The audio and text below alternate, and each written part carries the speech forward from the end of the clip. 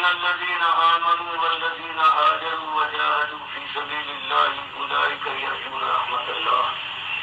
والله غفور رحيم. سورہ بقرہ کی ایک آیت ہے،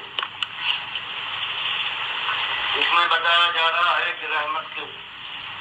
تنوع، اللہ کی رحمت ایسی سادہ چیز نہیں ہے کہ خالی زبان سے ایمان کا اقرار کرو اور نمازیں اور روزے ادا کر لو اور بس، اس کے بعد اللہ کی رحمت تم پر برسے اور اللہ کے وعدے کے تم مستحق ٹھہرو، جنت تمہارے لیے اپنے دروازے کھول دے اور ہمیشہ کا عیش اڑانے کے لیے تم داخل ہو جاؤ. فرمایا یہ ایمان کی بات یہ معمولی بات نہیں ہے، سمجھو اس کے معنی یہ ہے کہ تم نے ساری دنیا کو للکار دیا ہے. طاقت والوں کو جو اپنی بڑائی کر رہے ہیں، اپنا قانون چلا رہے ہیں، اپنے سامنے دنیا کی گردنیں جھکاتے ہیں، اپنی خوشی اور ناخوشی کو انہوں نے معیار بنایا ہے اور ان کے پاس دنیا ہے، طاقت ہے، جمعیت ہے. تم نے ان کو للکار دیا ہے لا الہ الا اللہ محمد رسول اللہ کے کہنے کے بعد. تم نے کہا ہے کہ تمہارے قانون کو، تمہارے اقتدار کو، تمہاری پسند اور ناپسند کو، تمہارے فیصلے کو ہم نہ مانیں گے. ہمارے لیے تو اللہ کا فیصلہ ہے اور اس کا رسول صلی اللہ علیہ وسلم جو اللہ کی طرف سے فیصلہ کر دے، جو قانون بتا دے، جو حق اور باطل کا معیار پیدا کر دے، جو خیر و شر کے لیے جو پیمانے بیان کر دے، وہ ہم مانیں گے. اور تمہاری بات ماننے کو تیار نہیں ہے اگر ان چیزوں سے تمہاری بات ٹکراتی ہے. بادشاہ سلامت، تم ہمارے نہ خالق ہو، نہ مالک ہو، نہ رازق ہو. ہم تمہارے اوپر ایمان لانے کی بجائے اپنے مالک پر ایمان لائیں اور ہم نے اس کے ہاتھ اپنی جان اور مال کا سودا کر دیا ہے. اپنے مقدور اور طاقت بھر اب ہم تم سے بھی یہی کہیں گے کہ تم بھی مالک کا کھاتے ہو، مالک کے پیدا کیے پیدا ہوئے ہو. اب خود سری نہ کرو، خود مختاری کے دعوے دار نہ بنو، بلکہ جو کر چکے ہو اس پر پشیمان ہو. اپنے مالک سے توبہ اور استغفار کرو اور جس طرح سے ہم اپنے مالک کی بندگی کا اعلان کرتے ہیں، مالک کے بندے بن جاؤ. اور یہ ایسی بات جب طاقت والے، اقتدار والے بادشاہ اور سردار کے سامنے یہ بات آئے گی تو وہ بہت کم ایسا ہوتا ہے کہ اس کا دل مائل ہو اور اپنی خدائی سے وہ اپنا ہاتھ کھینچے. یہی حال ہوگا مہاجن کے سامنے جب یہ بات آئے گی. اور جب یہ مذہب کے ٹھیکیدار ہیں جو بیوپاری ہیں، جو اپنی دنیا کماتے ہیں، اللہ کے خلاف عقائد پھیلا کر اعمال کا چرچا کرنے کے بعد جن کی روزی ہے کفر و شرک اور بدعت سے، وہ کیسے بات مان لیں؟ تمہاری نے فرمایا تم نے دیکھا ہے 13 سال جوان مردوں، جب تم نے اس طرح سے ایمان کا اقرار کیا ہے اور للکارا ہے تم نے اقتدار والے کو جو مکے کے اور عرب کے بادشاہ تھے، جب اس انداز سے تم نے وہاں کے مہاجروں کو للکارا ہے، وہاں کے پنڈتوں اور بالوں اور برہنوں کو، کاروبار کرنے والوں کو تم نے للکارا ہے، تو یہ تینوں مل کر یہی منع ہوتے ہیں. ان کے پاس طاقت اور قوت ہوتی ہے، کس طرح سے یہ بفر گئے ہیں، کیسے کیسے ایمانداروں کا جینا دوبھر کر دیا ہے. جس کو کل تک امیر و صادق کہتے تھے اس کو اب خائن اور کاذب کہتے ہیں، کبھی مجنون کا لقب دیتے ہیں، کبھی قائم کے نام سے یاد کرتے ہیں. اس کی جان کے دشمن ہو گئے، حالانکہ اس پر جان قربان کرنے کو تیار تھے. کیونکہ یہ بات ایسی ہے، ایمان کی بات ایسی ہے کہ اس کی چوٹ سب پر پڑتی ہے. تو یہاں فرمایا گیا کہ ان الذین آمنوا کہ شاباش تم کو، اللہ کے بندوں جو 13 سال تک برابر ایمان لانے کے بعد ستائے گئے ہو اور تم نے ایمان کا حق ادا کر دیا ہے. تم نے اقتدار والے سے لی، جنگ مول لی تم نے مالدار سے اور مہاجن سے، اور تم نے یہ جو بیپاری ہے سوداگر سے دین کے، ان کو بھی للکارا ہے، اور پھر اس راستے میں جو آیا ہے تم نے برداشت کیا، یہاں تک کہ ہجرت کے مقام آواز دینے لگے۔ اور جہاں مردوں ایمانداروں اللہ کے نمک کھانے کے بعد نمک خوار ہونے کے باوجود نمک حلالو، تم نے حق ادا کر دیا۔ اور جب تم نے کھول کھول کر اپنے باپ دادا کی بات کو بیان کیا ہے، جب بتایا ہے کہ وہ کیسے غلط کام تھے، اللہ کے کیسے دشمن تھے، کیسے انہوں نے کفر شرک کیا، اللہ کے پیغمبر اور اللہ کے اولیاء کو انہوں نے پوجا اور پکارا، اللہ کے ساتھ یہ ظلم کیا ہے، تمہارے اوپر بیت گئی۔ لیکن تم اور تمہارے وہ ساتھی جو بھی 4 سال میں ہی گزرے تھے، جو جوان مرد سے بات کھول کر کہنے والے تھے، ناب و لپیٹ کی بات سے جو الگ رہے، ان کو حبش میں ہجرت کرنا پڑی، اور اس کے بعد تمہاری اکثریت کو مدینے کی طرف۔ ایمان میں یہی ہوتا ہے، جب کفر کی فضا میں توحید کا نعرہ بلند ہو، جب شرکیت کے دھڑ کو کھول ڈالا جائے، جب اکابرین کے اوپر جا کر چوٹ پڑے، جب عقیدوں کی جنازے اٹھے، جب اللہ کا بندہ کہہ دے اللہ اور رسول کے علاوہ کسی کا میں بات ماننے کو کسی کا مقلد نہیں ہوں، جو بات اللہ کی طرف سے آئی، جو اللہ کے رسول صلی اللہ علیہ وسلم کہہ دے، بس یہ حق ہے۔ وہ حضرت ابراہیم کی ملت جو اللہ نے فرمایا ہے کہ تمہارے لیے جواب مردو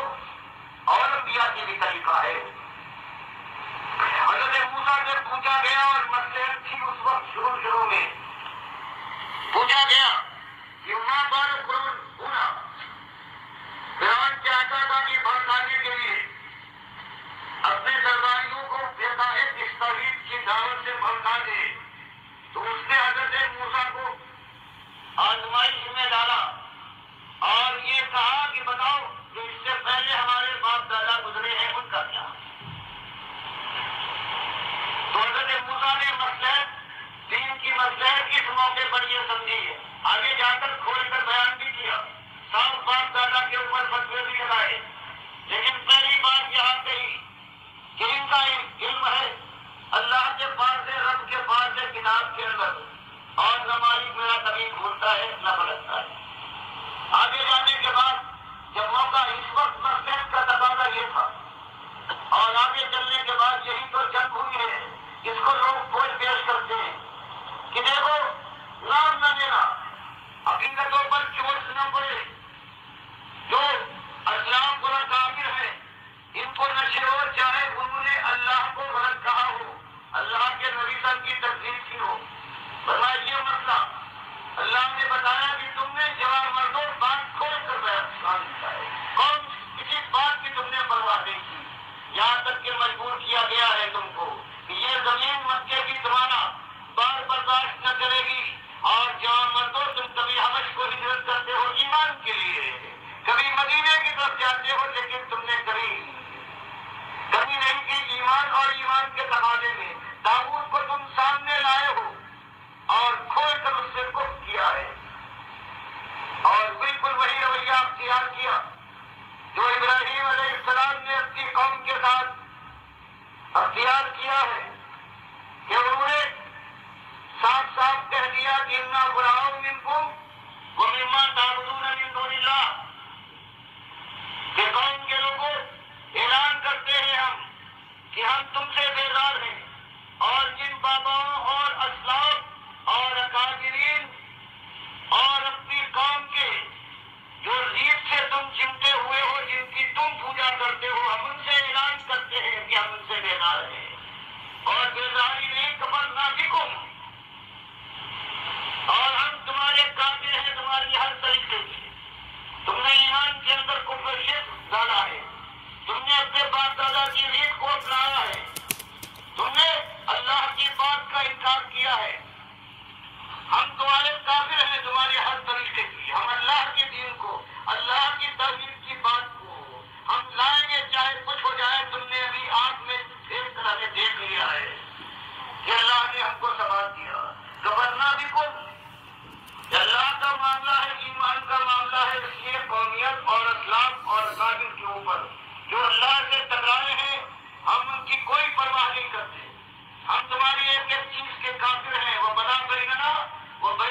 العداوة والبغضاء أبدا حتى تؤمنوا بالله وحده. اور تم سے ہم اعلان کرتے ہیں کہ ہمارے تمہارے درمیان ایمان کی وجہ سے اب نہ خونی رشتہ حائل ہوگا، نہ تعلقات، نہ معاملات کا. ایمان اصلی چیز ہے. ایمان نے ہم کو تم کو جدا کر دیا ہے. اب ہم تمہاری ہر بات کا انکار کرتے ہیں، کفر کرتے ہیں. اب ہمارے تمہارے درمیان سوائے بغض کے، عناد کے، عداوت کے، دشمنی کے، اللہ کے لیے اور کوئی رشتہ باقی نہیں چھوڑا. ہم نے حق کارے ڈالتے ہیں. ایمان کا یہی تقاضا ہے. اور اس کے بعد ایک چیز ہے، اگر تم بھی اللہ کے اوپر ویسا ایمان لے آؤ جیسے ایمان لانے کا حق ہے، تب یہ ساری دشمنی ہے، یہ دوستی میں، یہ ساری جنگ ہے، یہ محبت کے اندر بدل جائے گی. پھر ہم تم کو گلے لگا لیں گے. ہماری دشمنی نہ قومیت کے لیے ہے، نہ ریاست کے لیے ہے، نہ ملک و مال کے لیے ہے، نہ حسن و جمال کے لیے ہے. ہماری دشمنی خالص اللہ کے لیے، ایمان کے لیے. تو یہ بات یہاں بتائی جا رہی ہے کہ یہ موقع آتا ہے، اور جب یہ حالات ہو جائے کہ قوم ایک طرف اہل کتاب کی طرح سے کتاب کو بھی ماننے کا اقرار کرے اور قیامت اور آخرت کو بھی مانے، رسالت کا بھی حامی بھرے، لیکن اس نے توحید کو بدل ڈالا ہو. رسالت کی بجائے، اس کا پیغام سننے کی بجائے، سنت کی بجائے بدعت کے اوپر عامل ہو، آخرت کے اوپر نگاہ ڈالنے کی بجائے دنیا کی ہو رہے ہیں. تو وہی رویہ جو مالک فرماتا ہے قد کانت لکم اسوۃ حسنۃ فی ابراہیم والذین معہ. تو وہی رویہ، وہی کڑاکے کی بات، ایمان کی آواز اٹھنا چاہیے بغیر کسی مداہنت، لین دین کے، سودا بازی کے. وہ بات اٹھے، اور یہی بات اللہ کی توفیق سے ہم نے اٹھائی ہے. ایمان کی بات اٹھی ہے کہ تمہارا ایک الہ ہے، الہکم الہ واحد. اور جن کو تم اپنا پیشوا، اپنا کابر، اپنے سلف صالحین کے نام سے یاد کرتے ہو، تو بھائیو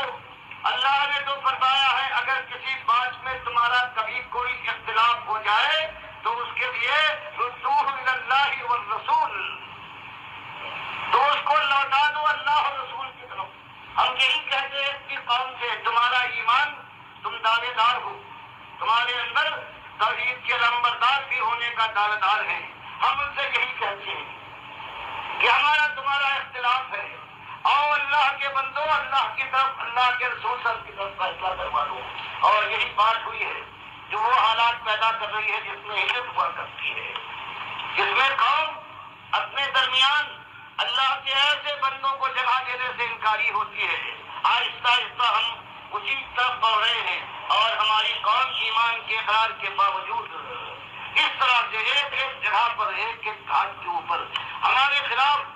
جو ہم دین کو لے کر اٹھے اس کے خلاف وہ نبردار ہوا ہے. اور افسوس کے ساتھ کہنا پڑتا ہے کہ اس گروہ کے اندر ہمارے مخالفین میں وہ لوگ موجود ہیں کہ جو وہ بات